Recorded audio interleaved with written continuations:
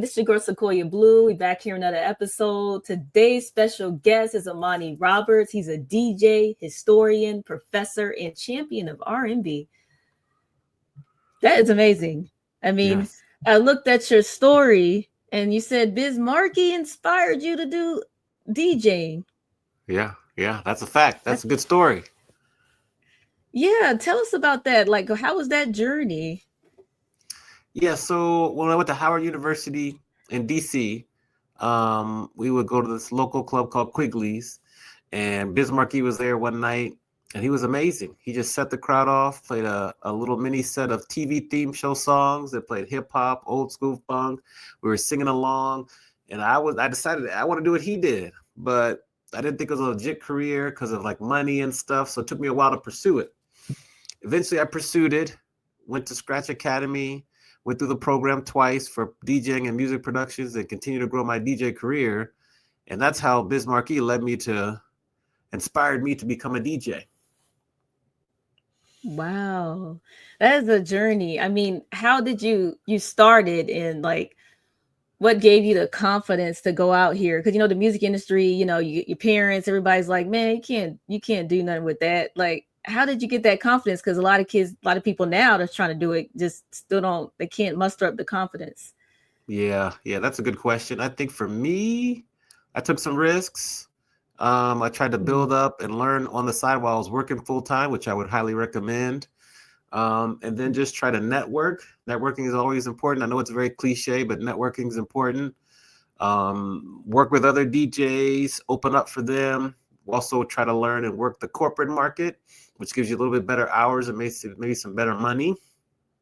And just work it. And, eventually you have some successes, you keep building, and it just takes time. You just can't give up. Man, that's the key. You just can't give up. So, did you start doing like some production for artists and stuff, like making beats and stuff, and that was like kind of the extra money? And A little bit of how was that? production. Most of the production was like remixes, doing remixes and things, and using that Mm. to make my music production skills better. Worked with a couple artists, nothing too big. Did a couple bootleg remixes. It was really just helping me build an additional skill set. And then to make additional money, like I would do writing on the side, just regular social media writing. And then eventually I got a Mm. professor position, and that helped. So it was just kind of like a hodgepodge of things, Mm. putting things together. Yeah, I mean that's cool. You got a professor position because a lot of rappers now. I think Lupe Fiasco just got a role. I mean, he got a job somewhere. He's teaching hip hop or something like that. Then it's just so. It's I think it's just a good avenue. I've seen some people with mixed opinions on that, but I think it's great because somebody that actually has been in the industry like you and Lupe Fiasco and I think it was another old school rapper KRS One. I think he teaches Yeah. sometime. But I think that's important because it teaches the real game, of what the industry is. Because also I've learned just being I call myself an abstract soul singer. It's not just about talent; it's about business. You Yes. know, knowing the Yes. business and how to run the business. And so I think is that what you're teaching at your university now to the students? Yeah, I teach music business. So I teach music business going from like royalties, touring, marketing, copyright. We also get into promotion, the history. Excuse me. We just do a lot of stuff about preparing my students can either be A&R executives. We talk about A&R also. Some of them are musicians, but they need to know the business of music. That's one of the biggest knowledge gaps in the industry is most musicians don't know about the anatomy of a song, performing rights organizations, so much that they don't know, and then it ends up being too late when they're owed money. Man, I think that's why a lot of artists have gotten caught up lately. That from what I've been seeing, they've been like saying, "Oh, I didn't get no money from this tour, or I didn't get no money from these record sales," but they didn't know the contract. And sometimes people are anxious and they just sign something and they didn't read it. I'm like, "No, you got to Yeah. read it because they're gonna do their due diligence on their end, and that's that. They're not gonna always look out for you, And Yeah. it's business, and so I think that that's cool that if you can't go to college for it because of the have the money, go read a book. I think that's Yeah. imperative to Yeah. definitely do. You can read a And book. I have this book yeah. here is a great book. All you need to know about the music business, Donald Passman. That's a good one. You can also hire Ooh. a coach, take a class. Like I also teach classes outside of the university to Oh, nice. musicians who want to learn coaching. So I try to cover all the bases. Oh, that's so good. I mean, what's your advice to the artists in the independent landscape? You know, especially for me, I'm in tech, you know, because I kind of got pushed in tech because I didn't have much competition. It's competition, but not as competitive as music. And at that point, people were like, "Oh, you can't do two things at the same time." I mean, what are your thoughts to independent artists that's like, "Hey, I don't care about fame. I want to be independent," and maybe they have a tech job or another job. What's your advice to them to I guess can to say to keep going and to stay inspired and to learn in a different way from just the fame part. Yeah, I would say for independent musicians, particularly if you have like a side job on the side, so you're not solely dependent Right. on record sales or touring. Just try to Mhm. build like it seems simple, but like build your email list so you're not dependent on Mhm. any social media algorithms.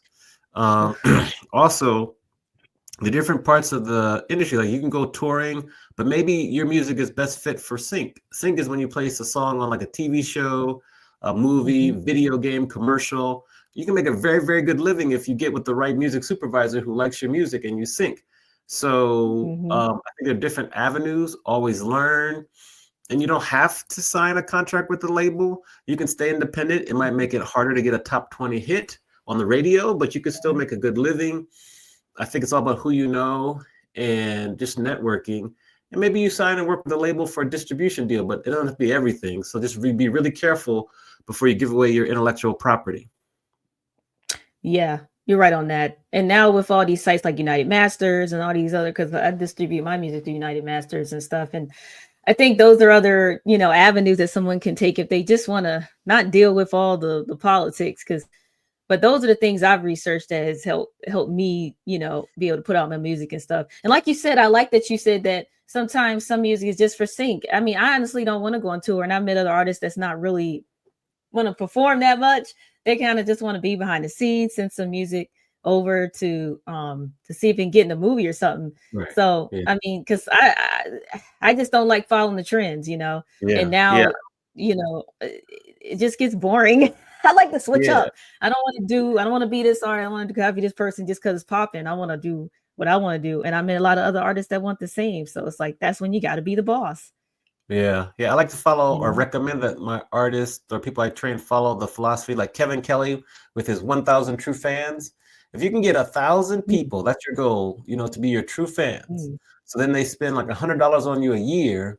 That's like $100,000 a year. And if you can build on top of that foundation and add more fans, I think you can have a very, very lucrative career, and you have a really strong fan base. And I think that a lot of times artists want to be on the radio, get a top 10 hit, kind of maybe go gold or platinum. But if you just take it with small steps, build your audience, loyal fans, they're going to buy everything you put out, whether it be merch, an mm. album, anything, vinyl, and then just grow from there. But it's hard. It's very hard to be patient because the music industry is expensive. So I get it. It's just continue to educate yourself is my main advice. Yeah, I mean, only time I get stuff like attention is when I run ads. I mean, I don't know. Mm. Like I'm not on Instagram every day. Some people are not. I don't. If I had a choice, I wouldn't be on Instagram. But Right, because right. I was like, okay, I'm a podcast starting music, I said, well, I can't just get off. But those are things that some people have to consider is the ads, running ads consistently, and that's like you said, that's going to take some funding. But if you want it bad as you want to breathe and you want people to hear it, I think that's important. Yeah, yeah, agreed. So what's your thought on like the R&B generation? I know you feel like music it goes with the times, right? Like Nina Simone said music is supposed to be reflecting the times, right? Like what are your thoughts on music now? I mean, from back in the day, music was when I listened to 80s rap, like my mom's time where you guys had all the cool rappers, I feel, the Rakim and all these people, and I listened to his book recently too. It was a really good book. Hmm. All those things, it felt like it was more, I don't know, raw and authentic as far as hip hop, like the stories and stuff. It just felt. I'm not saying hip hop is bad now and there's not any storytellers, but it's different. The energy, the vibe, the frequency is just totally different. And even with It R&B, does. I think Tank said it best. He thought R&B was dead. He said a label. I think he said Joe, the singer Joe, got dropped from a label because they told him R&B was dead. You know. Yeah, yeah, yeah. I think that's totally not true. I think, R&B groups, which is what Wow. my book focuses on, that definitely is faded. I'm not sure we'll see that come back, but the R&B genre is alive and relevant. Artists like Leela Mhm. James, Luke James, Jasmine Sullivan, Kehlani, all sorts of Mhm. October London, all these acts that are doing well, particularly Mhm. singular acts. Singular acts are kind of where it's Mhm. at right now. And Yeah. so I think that there's just so many other genres that radio chooses to play specific genres, and they don't really play as much R&B as they used to. And you can look back at Yeah. the charts, and there's different eras, where R&B groups dominated the airwaves. And I'm talking about the main Billboard charts that cover country, pop, hip hop, rap, R&B, and we were up there. We were there to be SWV, TLC, Boys to Men, Jodeci to a smaller scale. Like, they were Man. always in the charts, but now it's changed. It's evolved. There's more genres fighting for attention. So I think things have just evolved. But Yeah. when you look at it, current hip hop, they sample all the R&B groups from back in the day. Like, they are sampling and doing that. So it's obvious that it still has a big impact. It's front and center. People might not realize it, but that's kind of my Yeah. perspective. No, I like that. I mean, I definitely think it's evolved. I mean, I think and they're still performing Joe and all them. I just like when I was growing up in the 90s, you hear the D'Angelo, you hear the soulful stuff, you hear the 112 and stuff.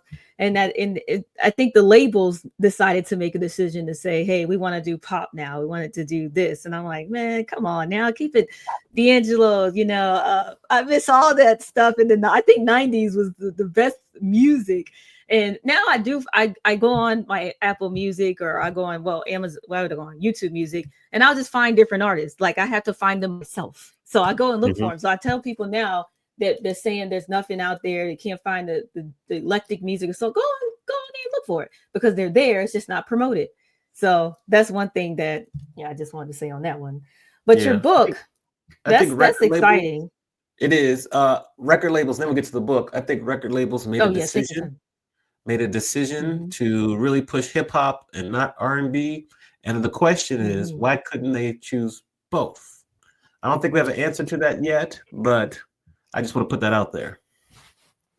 I totally agree on that. I think that it's going for hype now. A long time ago, I was 20 years old, and I was this one guy I knew. He was so confident, his music was good, and he kind of had this common type style. He goes to this guy. I'm not gonna say his name, but he's a big guy in the industry, and he's like, "Yeah, I got this. You look at my music," and they listen to his music in this popular studio in Atlanta, and they like this music. They said, "Yeah, you got a common vibe. You're good, yeah." And it was like, but we're gonna focus on Soldier Boy right now. And they're like, and he's like, well, why would you? He said, but you said I like Common, and people want to hear something like that. And the guy was like, well, he has more fans. He has people looking at him more. And right now, even though you're better, we want to focus on the big act. We want to focus on the person that's getting most attention. I said, oh, snap. So that was my first like taste of what the thought process was at 20 years old, and that definitely changed my life forever.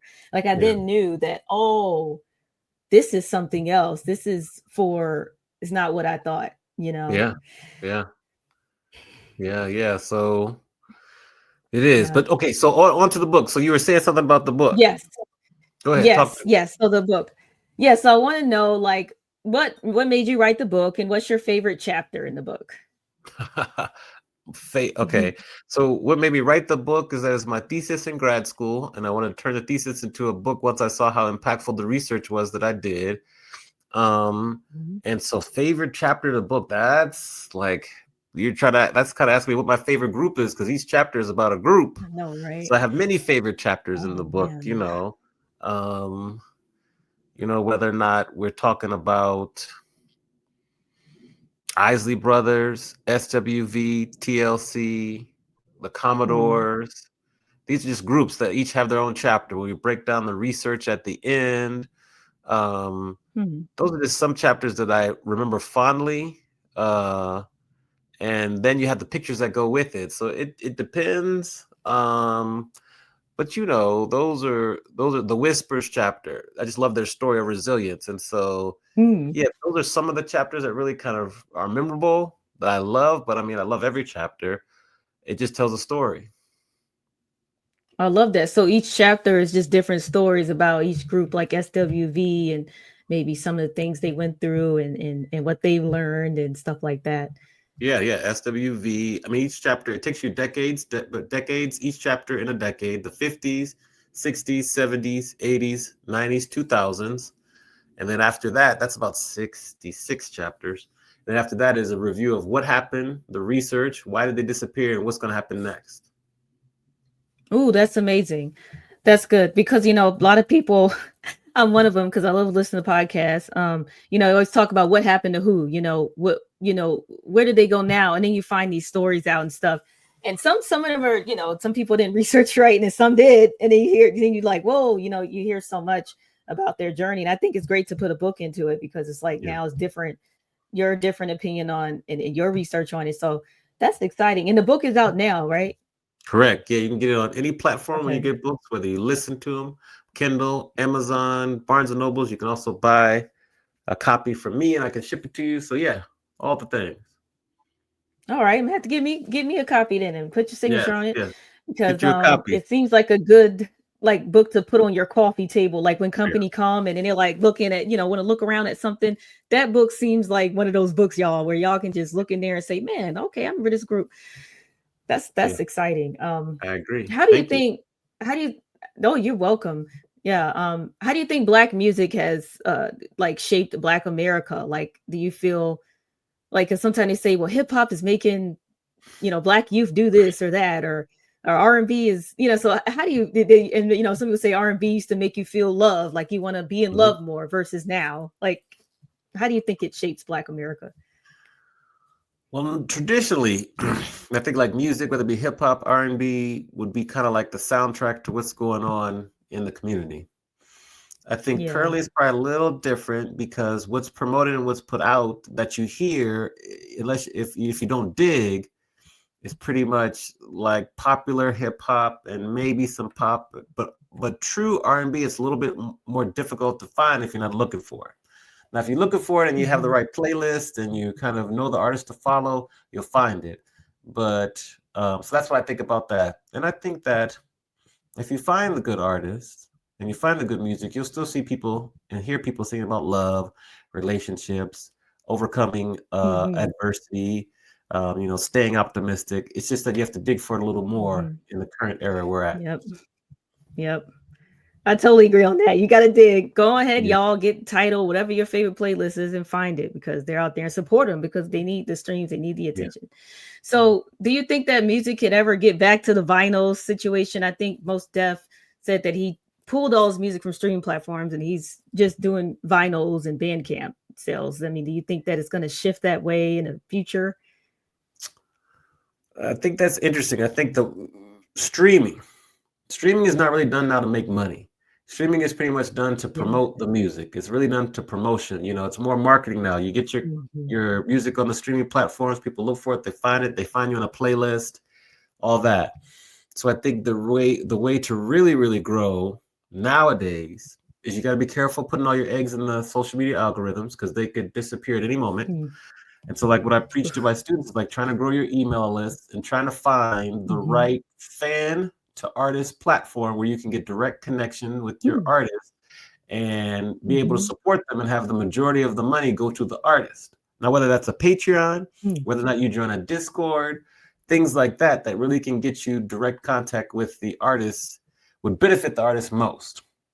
Now, you still probably have to play not all of us are like Most Def and have can afford to pull our music from streaming platforms. Yeah. We still need Yeah. that as a marketing tool.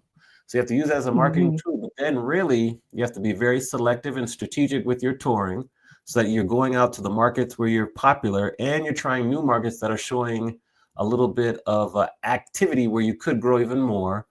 And then you have to collaborate with other artists, whether it be over music, Mhm. maybe you go on a podcast tour. It's just different now. There's so many other fragments you have to cover. It's no more can you go and be on like Video Soul, talk to Donnie Simpson. You can't really get on the Oh Arsenio Hall. yeah. You can't get on the Arsenio Hall show and talk about it. So, what I talk about in the Mhm. book too is that previously you had Ebony Magazine, Essence, Jet, and Vibe. If you can get in those magazines, people would find out about you. That's like earned media. Those have all pretty much gone Mhm. away. So you really, really have to like podcast interviews, blogs, Like you Mhm. really have to kind of, get tagged on certain social media posts, but you're playing a social media game. It's just different. And you have to be kind of do guerrilla marketing, but digitally is what I'll Mhm. say. Yeah. Yeah.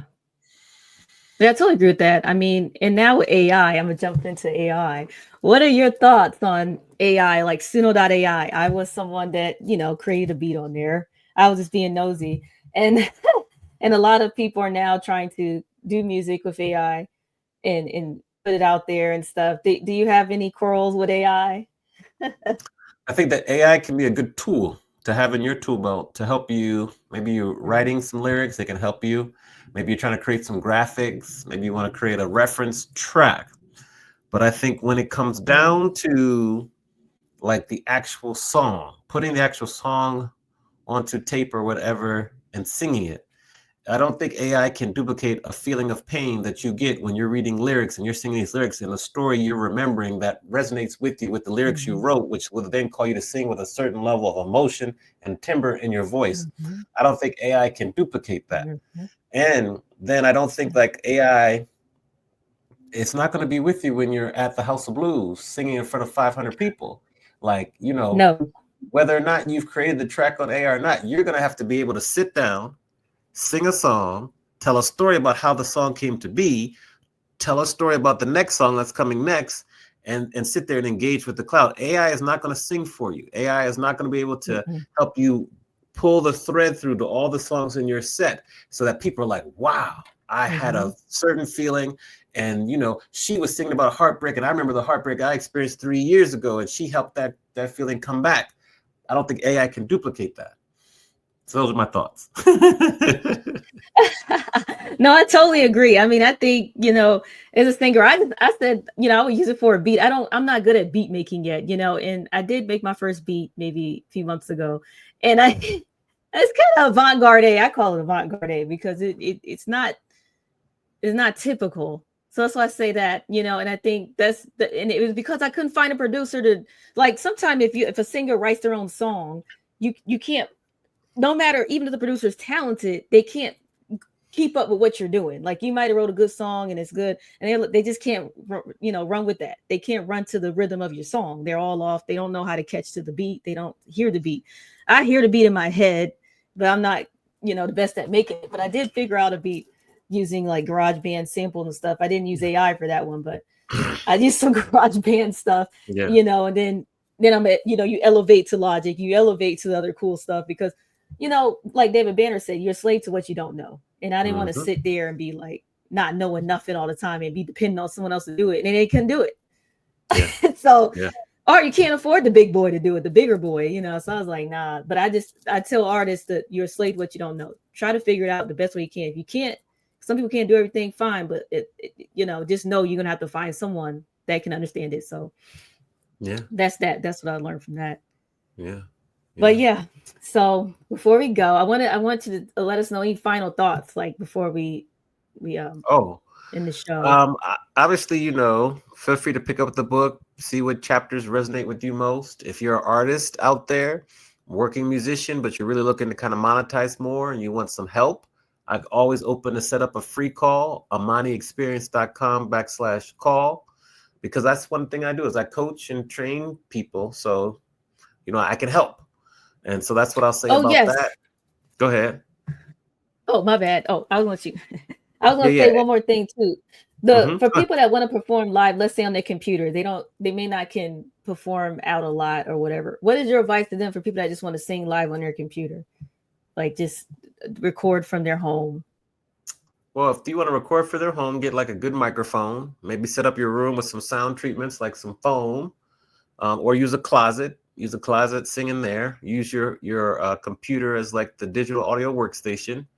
Then you bring the track in. Maybe make some adjustments. I would always recommend, if you can, invest a little bit of money to try to like someone help mix and Mm. master your track so they can make the sounds pop off and stand out. But yeah, that's definitely a way for any artist to start. I Mm. mean, Billie Eilish, she won several Grammys from recording at Oh her yeah. house, so it can be Oh done. It wow. can be done Yeah. very well. I like that. That's inspiring to me because that's something I might do in the future. I just didn't, my job in the way. But you know, eventually I'm gonna get to that because it's important because I want to actually inspire other artists to do it because sometimes you just can't perform out all the time, or you might just not. I mean, I think you can nowadays. You can, if you're like business minded, because you have a business administration degree. If you're business minded, you can probably rent out a space and put it on Eventbrite and stuff like that and get. Because some people want an experience, they want something to do. I've noticed. So I think that you can book your own show. You ain't got to get no. You don't have to worry about getting a manager all the time. Or I mean, it's just like I said, that business mindset though. You got to have that business mindset to do that. But that's some things that I would tell another artist that's not stage shy. Right. Is to do that because especially in Vegas where I'm at, you'll get people to come see you, you know, get a good picture out, you know, because it's just people want something to do. I've noticed that. And then one more question too before we go. I know you have a podcast, so I wanted you to talk about your podcast and what's that about. So I do Adventures in Business. That's a podcast I co-host with Mandy Graziano. We talk to a lot of people who are like entrepreneurs or work in the meetings and events industry, speakers also. And we do that every Monday, 4 p.m. Eastern, 1 on the West. And that's just, we talk and learn from our guests, and been doing it now for almost 3 years. Nice. All right. Well, y'all support that. That. What's the podcast name again? It's called Adventures in Business Live. All right. Yeah, I'm gonna put this all in the show notes, y'all. If y'all didn't catch that, but yeah, definitely that sounds interesting because that's the only way we learn is stories. And now the podcast industry is huge now, you know, and people are trying to monetize with that, which is a whole nother barrier and whole nother conversation. Because whole nother episode. It's a whole nother one. But all right, man. I thank you for coming on here, Amani, and sharing your thoughts with us. And this was definitely refreshing. Please get his book. And I think it sounds like a really good book, and support and follow his podcast and everything. Yeah. Thanks for having me, Sequoia. I appreciate it. Loved our chat. Yeah, me too. Thanks everyone for listening. Peace, y'all.